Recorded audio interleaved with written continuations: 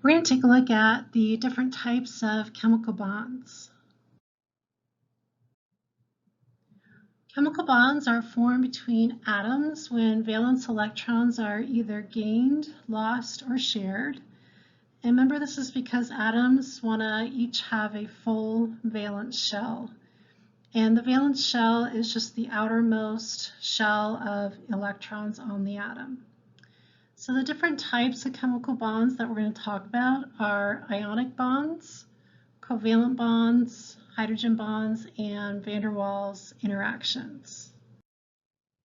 So before we talk about ionic bonds, we just need to define what ions are. So remember that an ion is just a charged atom or molecule. So they have either lost or gained one or more electrons. And ions can have either a full positive or a full negative charge. Cations have a full positive charge, so this atom or molecule has lost one or more electrons.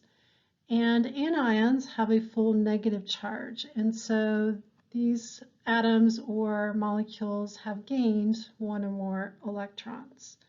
So the way that I keep cations and anions straight is that I just remember that cations, they have a T in them, and a T looks like a plus sign, and so that's how I remember that cations have a positive charge, and anions have an N in the word, and N is negative, so anions have a negative charge.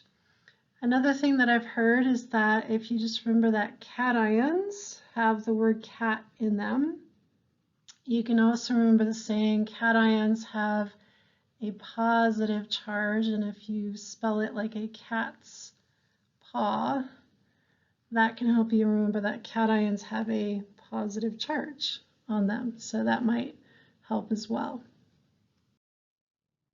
Ionic bonds are going to form between cations and anions because the opposite charges will attract each other.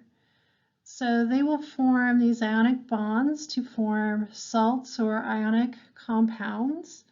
And these ionic bonds are strong when water is not present, but they will be very weak and break when water is added. So a good way to think about this is if you think about table salt, and if you have a salt crystal and you try to crush the salt crystal in between your fingers, it's pretty hard. But if you add the salt to water, it dissolves in the water. So the ionic bonds are strong when water is not present, but if you put the salt into the water, then the ionic bonds are going to be weak and they break pretty easily. Okay, this picture just shows the formation of ionic bonds. So over on the left, we're just showing the formation of two ions. We've got a sodium atom, and you can see that its valence shell is not full.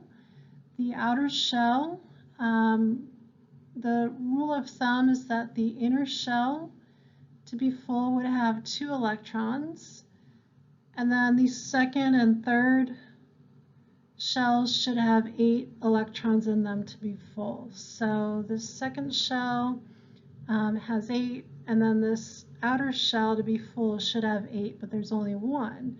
So the easiest way to get a full shell would just be to give away that electron. So the sodium atom will lose an electron, and so we end up with the sodium ion with a +1 charge because it gave away the sodium atom gave away the electron. And then if you look at the chlorine atom, you can see that it has 7 electrons in its outer valence shell. So in order to get a full 8 electrons out in the valence shell, it would need to gain an electron. So it will happily take that electron from the sodium atom, and we end up with a chloride ion. So it ends up with a negative charge because it's gained an electron. And so we will have an attraction between the full positive charge on the sodium ion and the full negative charge on the chloride ion, and that forms an ionic bond between the sodium and the chloride ion. So our next type of chemical bond would be our covalent bonds. And these are the strongest of the 4 chemical bonds. And they're going to be formed when 2 atoms share pairs of valence electrons to fill their valence shells. So if we take a look on the bottom pictures here, we've got 2 hydrogen atoms. Each one has 1 valence electron, and in order to have a full valence shell, each of these would like to have 2 valence electrons. So if they come together and share their valence electrons, now they each have 2 valence electrons because these electrons will spend time around each of these atoms. And so now they each have 2 valence electrons, and now each of them is happy. So that would form a covalent bond between these hydrogen atoms. And so the same thing can happen over here between the carbon and the 4 hydrogen atoms as well. So the carbon atom has 4 valence electrons, and it would like to have 8 to have a full valence shell. And each of the hydrogen atoms only has 1 valence electron, and each of these would like to have 2 to have a full valence shell. So if they come together and share their valence electrons, each hydrogen atom now has 2 valence electrons, and the carbon atom now has 2, 4, 6, 8 valence electrons, and now the carbon atom is happy.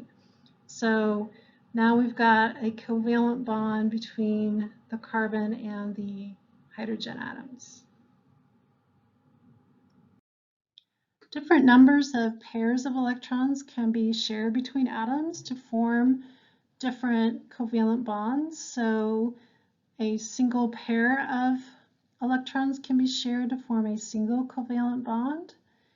In a double covalent bond, there are 2 pairs of electrons that are shared between the 2 atoms. And then a triple covalent bond, there's going to be 3 pairs of electrons that are shared between the 2 atoms.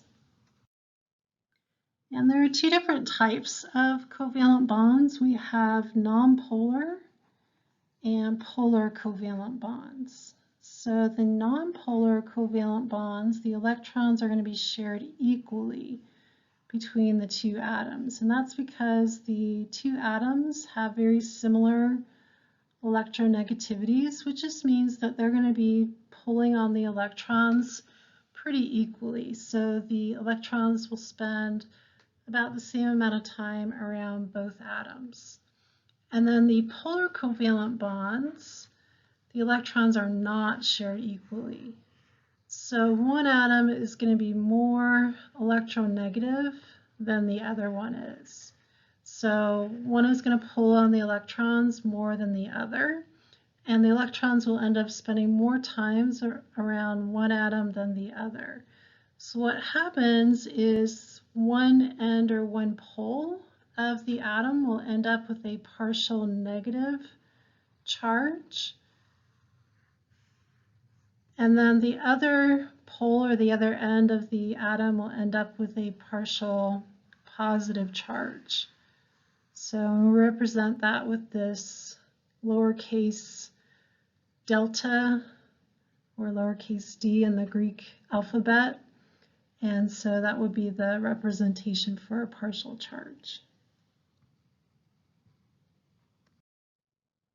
So this picture is showing you nonpolar covalent bonds. So the carbon and hydrogen atoms are very similar in their electronegativities. So they're going to be pulling on the electrons pretty equally. So it's like if you have 2 people playing tug of war and they're pretty evenly matched, the electrons are going to be spending about equal time around the carbon and the hydrogen atoms. So there's not going to be any partial charges anywhere. So those would be the nonpolar covalent bonds. So in the polar covalent bonds, you're going to have one atom that's more electronegative than the other. And the really electronegative atoms that you're going to see involved are usually going to be oxygen and nitrogen. They're what I call electron hogs, so they love electrons. So the more electronegative the atom is, the more it's going to pull the electrons towards it. So if you have like a water molecule, the oxygen loves electrons, so it's going to pull on the electrons more strongly than the hydrogen atom is. The hydrogen atom is kind of wimpy. So the electrons are going to spend a lot more time around the oxygen atom. And so there ends up being a partial negative charge on the oxygen atom. And because the electrons are not spending as much time around the hydrogen atom, there's going to be a partial positive charge on the hydrogen atom. So that would be a polar covalent bond between the oxygen and the hydrogen atom because they're not sharing the electrons equally. Our third type of chemical bond is the hydrogen bond. So hydrogen bonds are going to form between two polar molecules. So that's where we're going to find hydrogen bonds. So what happens is the partial positive and the partial negative charge between two polar molecules are going to attract each other. And so that's what's going to form this hydrogen bond. And hydrogen bonds are going to be weak individually, but if you have a lot of hydrogen bonds, they can actually be strong if there's a lot of them, but individually they're pretty weak bonds. All right, so let's take a look at two polar molecules here. We've got water, and then we've got ammonia down here on the bottom. And notice that we've got a partial positive charge on the hydrogen on the water molecule. And then on the ammonia, on the nitrogen, we've got a partial negative charge there. And so there's going to be an attraction between the partial positive and the partial negative charges between these two polar molecules. And that's going to form a hydrogen bond between these two polar molecules. And we're going to represent the hydrogen bond as this dotted line. And we represent it as a dotted line because it's a weak bond. And that just represents that it's easy to break if we put it as a dotted line. Okay, and then the other bonds, if we look inside the ammonia and also the water molecule. So the type of bonds that are holding the nitrogen and the hydrogen together, for example. So we've got nitrogen, one of our electron hogs, very electronegative, loves electrons, and hydrogen's pretty wimpy. So we've got a covalent bond here. They're sharing electrons, but they're not sharing them equally. So we end up with a partial negative charge on nitrogen because the electrons are spending more time around nitrogen, and a partial positive charge on the hydrogen because the electrons aren't spending as much time around there. So this bond that's between the nitrogens and the hydrogens in the ammonia, that's a polar covalent bond. Okay, and then the same thing in the water. So the bond that is between the oxygen and the hydrogen atoms here, those are also polar covalent bonds because you end up with a partial negative charge on the oxygen atom and a partial positive charge on the hydrogen atom because oxygen is much more electronegative and is going to pull on the electrons harder. Electrons spend more time around the oxygen than they do around the hydrogen. So that would be a polar covalent bond there. Okay, and the covalent bonds, we're going to represent those as a solid line because they're very strong bonds and they're going to be much harder to break than something like a hydrogen bond. And here's just another picture showing some water molecules. So here's a close-up of the water molecule here. And you can see the polar covalent bonds between the hydrogen and the oxygen atoms. And we end up with partial positive and partial negative charges. And because we've got those partial negative and partial positive charges between the water molecules, those will attract each other and will form a hydrogen bond between the different water molecules. So, and we represent those as hydrogen bonds. So water is a polar molecule, and we get hydrogen bonds forming between the polar molecules of the water. And the last type of chemical bond are the van der Waals interactions. And these are going to be formed between two molecules that are nonpolar. And what happens is where we've got these nonpolar covalent bonds, they're sharing the electrons equally. But the electrons, as they're zipping around the atoms, they move. And wherever they are, there's a temporarily negatively charged area on the atom or the molecule. And then wherever the electrons are not at the moment, there's a temporarily positively charged area. So when you have these nonpolar molecules very close to each other, these temporarily positive and negatively charged areas will attract each other, and that will form a van der Waals interaction. So these are the weakest type of bond, and they can be strong if there's many of them. So like a gecko, they can actually stick and walk up the walls of a glass aquarium because of these van der Waals interactions that form between the nonpolar molecules on their feet and the nonpolar molecules between the glass that they're sticking to.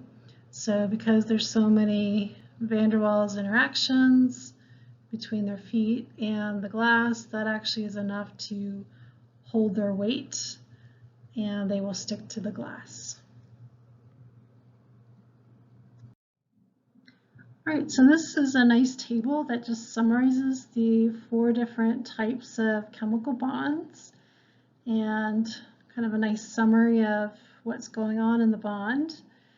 And then you don't need to memorize these numbers, but it's just showing you the strength of the bond if no water is present, and then the strength of the bond if water is present. So looking at this table, and then we can answer these questions. So which bonds are the strongest? So the strongest bond would be the covalent bond, and it doesn't matter if water is present or not. They're going to be the strongest bonds. The ionic bonds are strong, but they will be weak if water is present. And you just think about salt. So salt with no water present is strong. It's hard to crush in your fingers, but if you put it into water, it dissolves. So it'd be very weak in water. And then the bonds that are the weakest and easiest to break, hydrogen bonds are weak, but even weaker than that would be the van der Waals interactions.